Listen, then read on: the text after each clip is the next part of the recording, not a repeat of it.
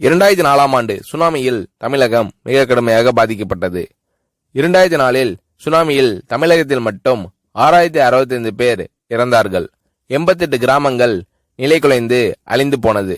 இந்த சூழ்நிலையில் அம்மா அவர்கள் எடுத்த நடவடிக்கையால் 10 கிராமங்களுக்கு ஒரு அமைச்சர், ஒரு IAS அதிகாரி, ஒரு PRO என்ற ஒரு குழுவை அமைத்து உலக வரலாற்றிலேயே இது போன்ற மீட்பு நடவடிக்கை இருந்திருக்காது என்ற அளவில் 3 நாளில் பாதிக்கப்பட்ட கிராமங்களுக்கு மின்சாரம் வழங்கப்பட்டது. குடிநீர் வசதி செய்து தரப்பட்டது.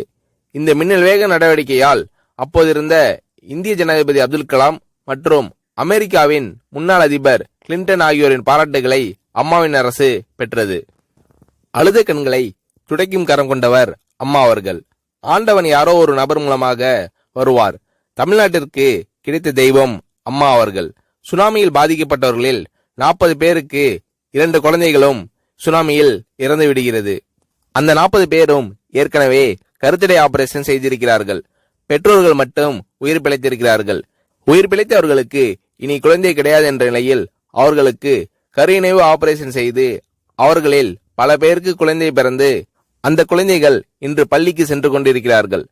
நாகப்பட்டினத்தில் அம்மா அவர்கள் மீனவர்களை சந்தித்த போது மீனவர்கள் கதறி அழுதார்கள்.